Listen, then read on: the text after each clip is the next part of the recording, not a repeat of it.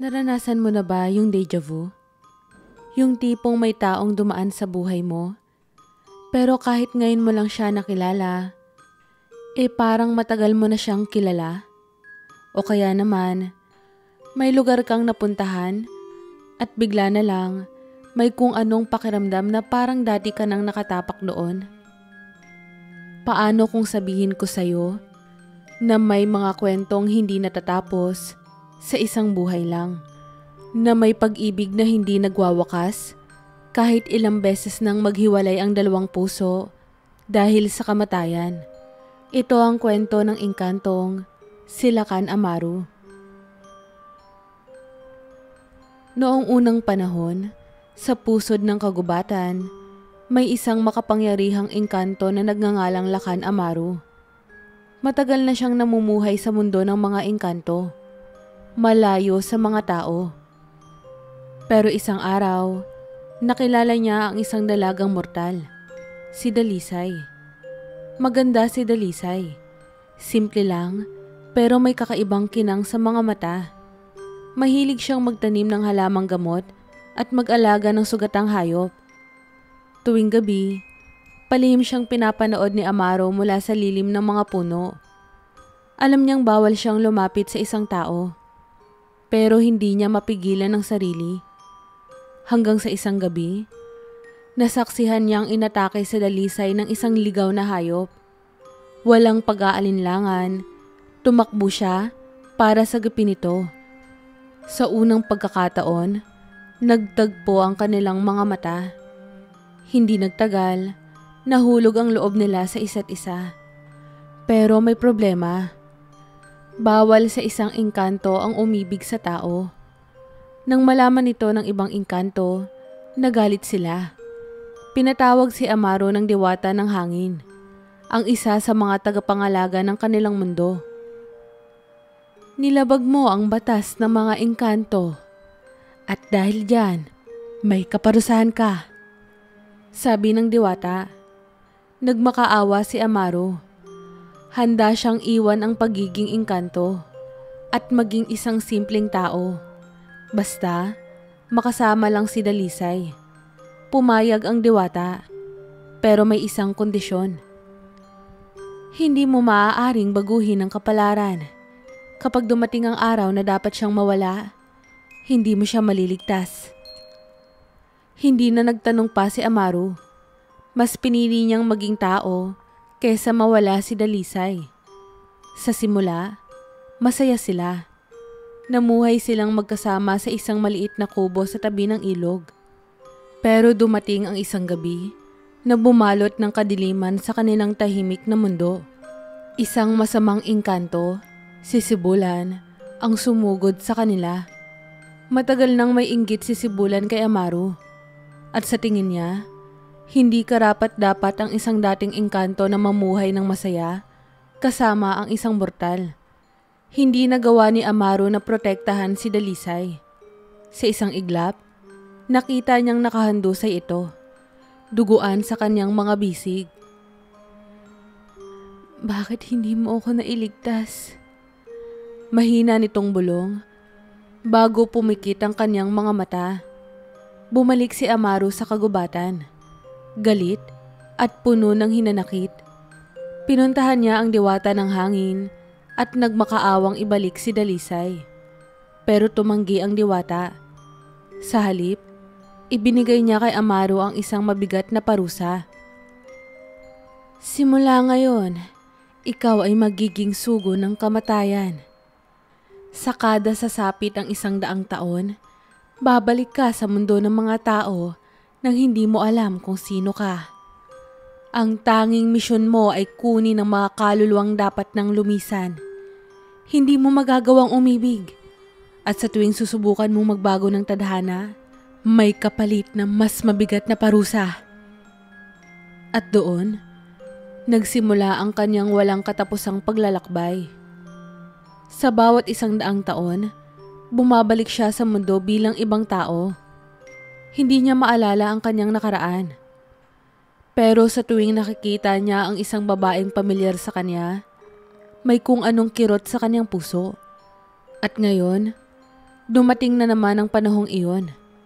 Muling nagising si Amaru sa panibagong katauhan. Ngunit ngayong siglo, may isang bagay na hindi inaasahan ng mga diwata. May isang babae na kayang baguhin ang kanyang tadhana at ang kwento nila ay muling magsisimula. Sa isang maliit na bayan sa paanan ng bundok, may bagong doktor na dumating. Elias ang pangalan niya. Matalino, magaling sa trabaho, pero misteryoso. Tahimik lang siya. Parang laging may malalim na iniisip. Walang nakakaalam kung saan siya nanggaling. Ang tanging sigurado lang, may kakaiba sa kanya. May mga oras na nakikita siyang nakatayo sa gilid ng ospital. Parang may kausap. Pero wala namang tao. Minsan, mahuhuli siyang nakatingin lang sa kawalan. Para bang may kung anong bumabagabag sa kanya. Ang hindi niya alam, siya si Lakan Amaru, ang engkantong isinumpa ng mga diwata. Sa tuwing bumabalik siya sa mundo ng tao, nakakalimutan niya kung sino siya. Ang alam lang niya ngayon, may isang bagay na parang kulang sa buhay niya. At may isang boses na parang pabulong na bumabagabag sa kanya tuwing gabi. Hanapin mo siya. Pero sino? At bakit parang may hinahanap siyang hindi niya alam? Sa kabilang dako naman ng bayan, may isang babae na sikat sa pagiging herbolaryo. Lira ang pangalan niya. Masayahin, malambing, pero may tapang. Lumaki siya sa bundok kasama ang kanyang lola. Kaya marami siyang alam tungkol sa mga halamang gamot at lumang paniniwala. Hindi siya doktor, pero maraming lumalapit sa kanya para magpagamot. Isang araw, may isang pasyenteng dinala sa klinika ni Elias. Isang matandang sugatan. Ngunit kahit anong gawin niya, hindi niya mapahinto ang pagdurugo nito. Sa di inaasahang pagkakataon, biglang dumating si Lira. May hawak na isang maliit na bote na dinikdik ng halamang gamot. Wala siyang sinabi. Nilagay lang niya ang gamot sa sugat ng matanda. Sabay hinawakan nito habang pabulong na nagdarasal. Sa loob lang ng ilang minuto, biglang huminto ang pagdurugo. Nagulat si Elias. Anong ginawa mo? Tanong niya. Ngumiti lang si Lira. Pinagaling ko siya. Hindi lahat ng sugat na dadaan sa siyensya. Minsan, kailangan lang nating maniwala sa mga hindi natin nakikita. Mula noon, hindi na maalis ni Elias ang tingin kay Lira. Sa tuwing nasa paligid ito, parang may kakaibang pakiramdam siya. Para bang nakilala na niya ito noon. Hindi niya alam kung bakit, pero sa tuwing nakikita niya si Lira, bumibilis ang tibok ng puso niya. At may kung anong bumabalik sa kanyang isipan.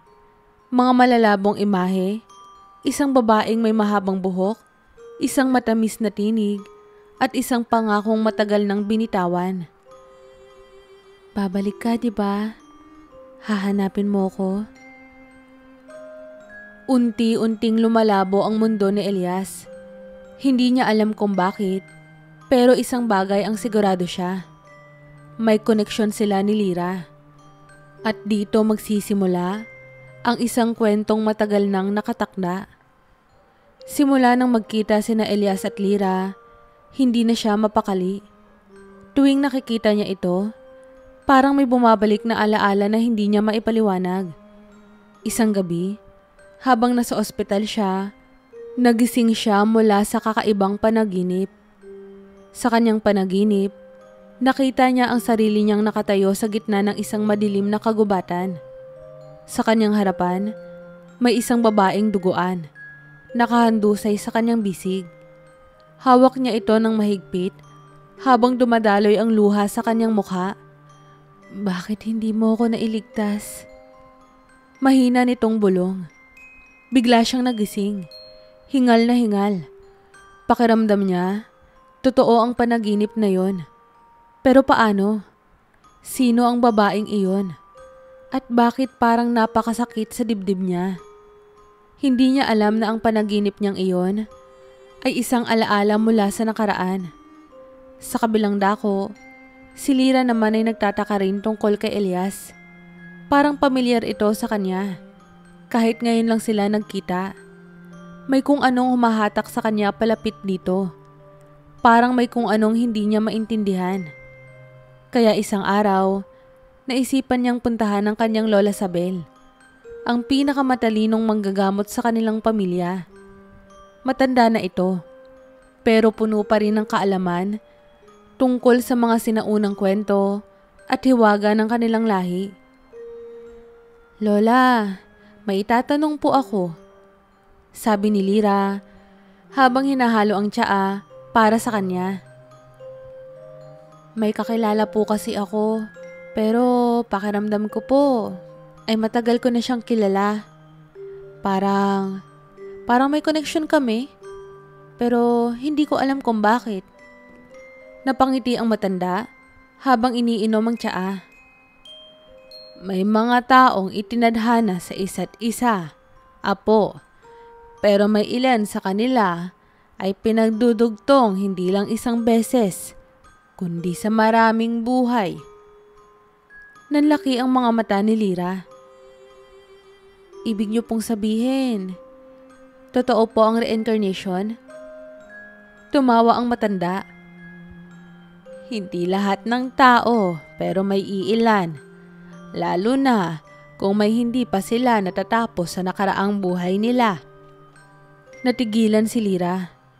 Hindi niya alam kung bakit, pero parang tumindig ang balahibo niya. May hindi maipaliwanag na kaba sa dibdib nito. "Ano po ang ibig sabihin ng hindi pa natapos?" tanong niya.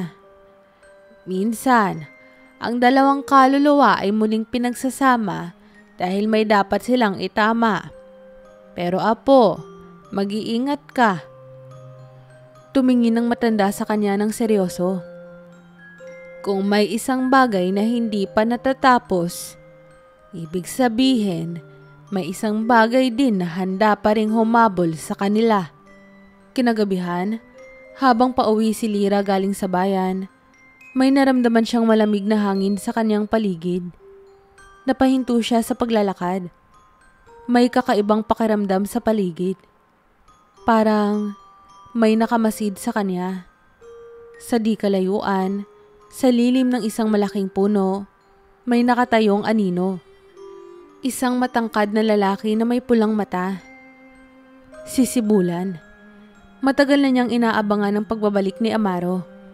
At sa wakas, muli niya na itong natagpuan. Pero ang hindi alam ni Elias, hindi lang siya ang bumalik mula sa nakaraan. Ang panganib na nagwasak sa kanila noon ay muling bumangon ngayon. Hindi alam ni Lyra kung bakit siya kinalabutan. Wala namang hangin, pero parang nanlamig ang buong paligid. Tumingin siya sa paligid. Madilim, tahimik, pero pakiramdam niya, hindi siya nag-iisa. Nilingon niya ang puno kung saan niya nasilayan ang anino kanina. Wala na ito. "Imagination mo lang yan, Lyra." Bulong niya sa sarili, pero hindi siya kumbinsido. Mabilis niyang tinapos ang paglalakad pa uwi. Hindi na lumilingon. Kinabukasan, may isang matandang babae na pumunta sa bahay nila. Hinahanap siya. "Ikaw ba si Lyra?" Mahina, pero matigas ang boses ng matanda. Kulubot na ang kanyang balat, pero matalim ang kanyang mga mata. Tila may alam na hindi nalalaman ng iba. Opo, ako nga po. Bakit po yun?" Sagot ni Lyra, nagtataka. Inabot ng matanda ang kanyang kamay at hinawakan ng palad niya. "Bumalik siya. At ikaw lang ang makakapigil sa kanya." Mahina nitong bulong. Napalunok si Lyra. Ano pong ibig niyong sabihin?" Ngumiti ang matanda, pero hindi ito isang masayang ngiti. "Dumating na ang sugo ng kamatayan sa bayan natin. Alam mo ba kung sino siya?" Hindi agad nakasagot si Lyra. Pero sa isang iglap, may isang mukha na pumasok sa isip niya. Si Elias. Samantala, si Elias naman ay patuloy na tinatamaan ng mga panaginip tungkol sa isang nakaraan na hindi niya maintindihan. Mas nagiging malinaw ito sa bawat araw. Nakikita niya ang isang kagubatan, isang lumang bahay, at isang babaeng mahal na mahal niya pero hindi niya maalala kung sino. Nagpasya siya na puntahan si Lyra. Hindi niya alam kung bakit, pero pakiramdam niya, siya lang ang makakatulong sa kanya. Pagdating niya sa bahay nito, nagulat siya nang makita niyang naroon din ang matandang babae. Tinignan siya nito at saka ngumiti. Dumating ka na rin.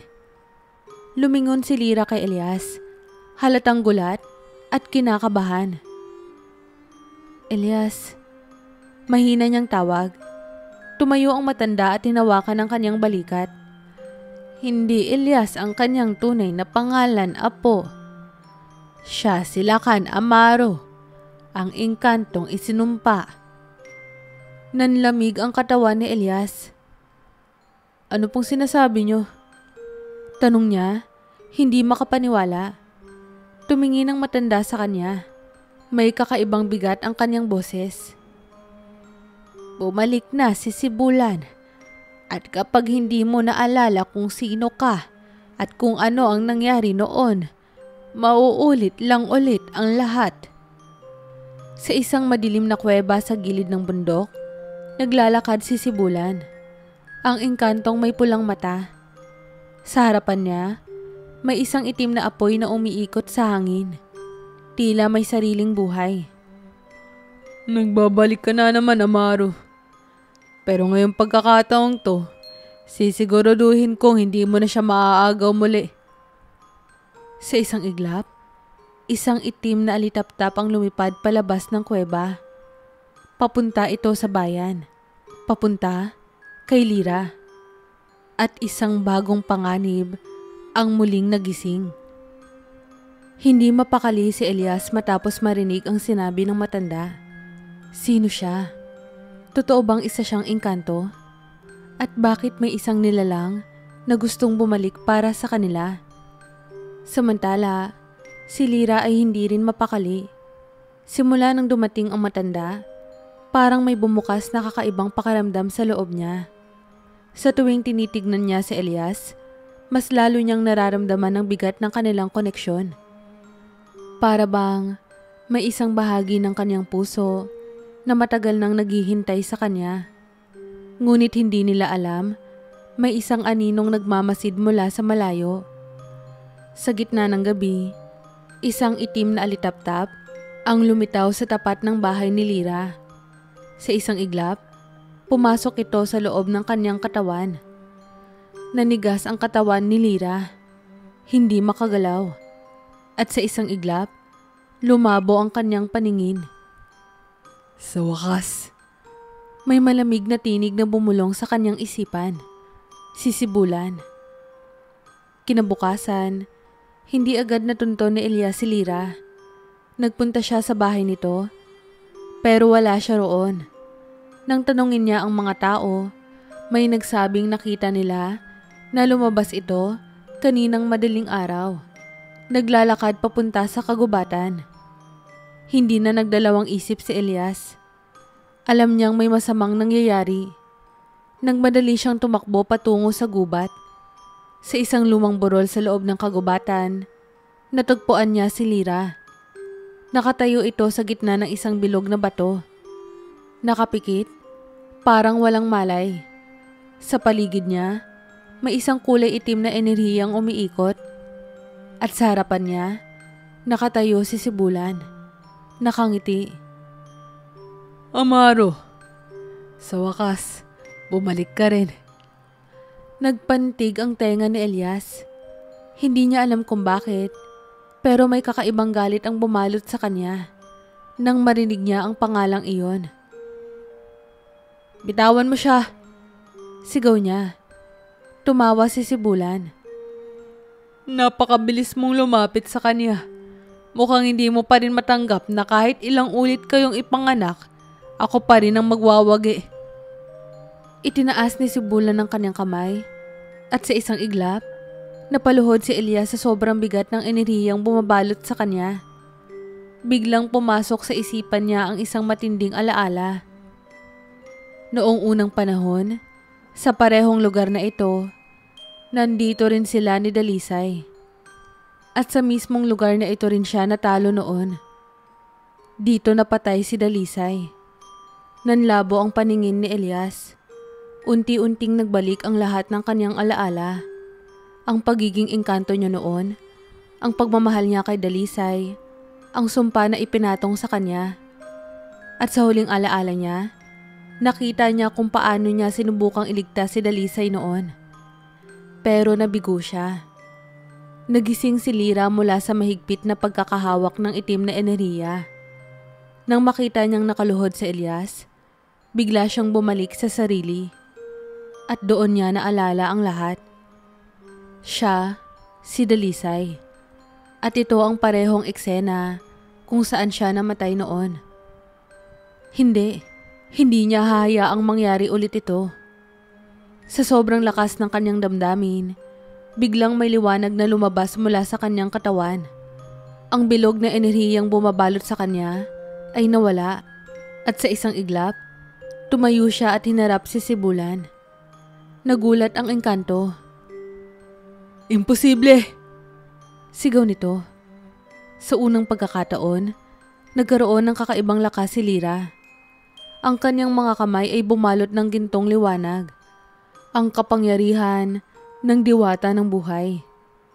Tinignan niya si Elias, na ngayon ay nakatayo na rin at may apoy sa kanyang mga mata. Hindi na siya si Elias. Siya si Lakan Amaru, ang dating engkanto, at ngayon, handa na siyang labanan ng kanyang tadhana. Itinaas ni Amaru ang kanyang kamay, at sa isang iglap, bumalot ang bughaw na apoy sa kanyang katawan. "Hindi na mauulit ang nakaraan," mariing sabi ni Amaru. "Ngayon, ako naman ang lalaban." Sa huling pagkakataon, ang dalawang engkanto ay muling nagharap. Ngunit ngayon, may isang bagay na nagbago. Hindi na sila matatalo. Nagliyab ang bughaw na apoy sa katawan ni Amaru, habang bumalot naman sa katawan ni Lira ang gintong liwanag ng diwata ng buhay. Ngayon, hindi na lang sila basta sina Elias at Lira. Sila na sina Lakad Amaru at Dalisay, na muling bumalik upang tapusin ang sumpang bumalot sa kanilang tadhana. Si Sibulan naman ay nagngangalit.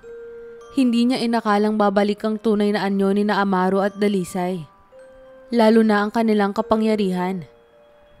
"Hindi kayo maaaring magwagi!" sigaw ni Sibulan. Sabay itinaas ang kanyang mga kamay. Sa isang iglap, libo-libong itim na alitaptap ang lumitaw sa paligid. Lumulutang, umiikot sa hangin. Isa-isa itong bumagsak sa lupa. At mula rito, nagsilabasan ang mga anino. Mga nilalang na ginawa ni Sibulan mula sa kanyang sariling itim na mahika. Ngunit hindi natakot si Amaru. Sa unang pagkakataon, naalala niya ang lahat ng kanyang lakas bilang isang engkanto.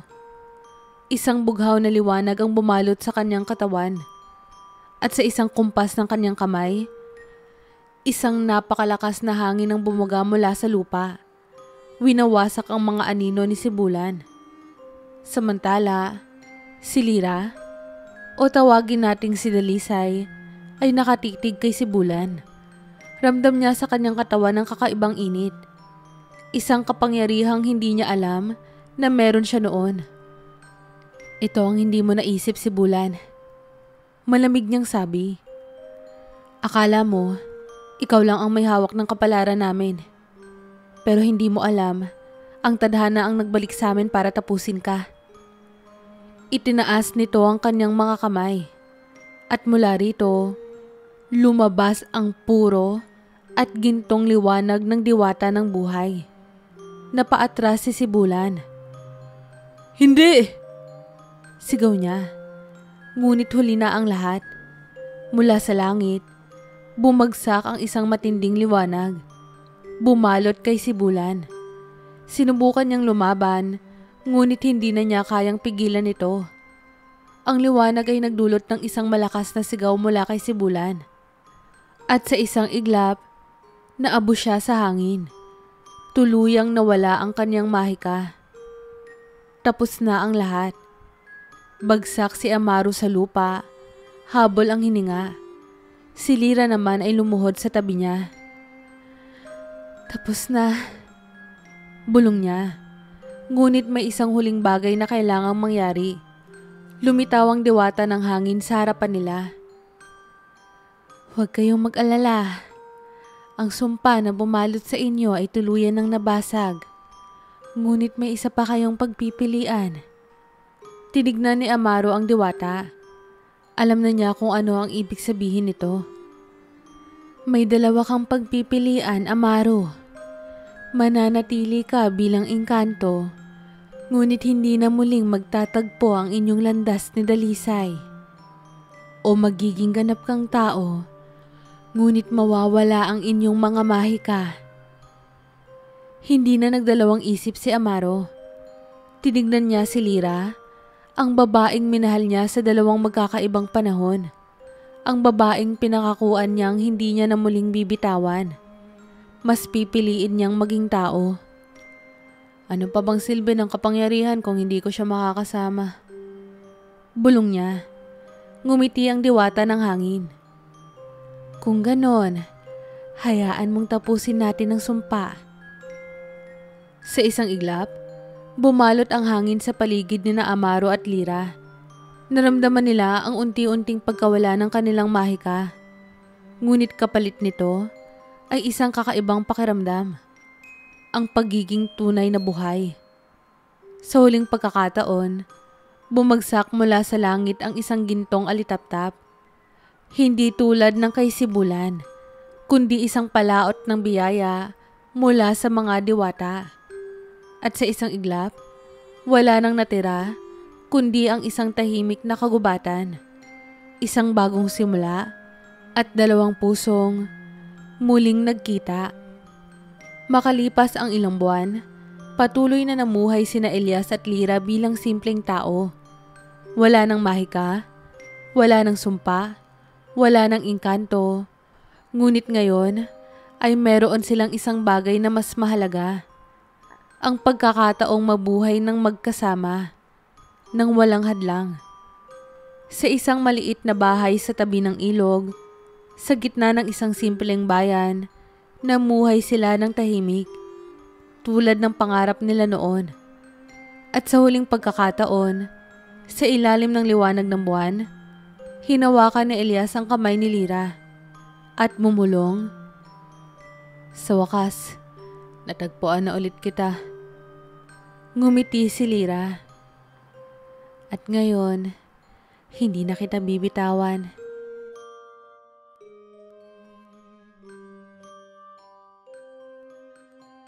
Kamusta po kayo? Muli, maraming salamat po sa pagsubaybay. Huwag niyo po sanang kalilimutang mag-like at mag-subscribe. Have a nice day po sa inyong lahat!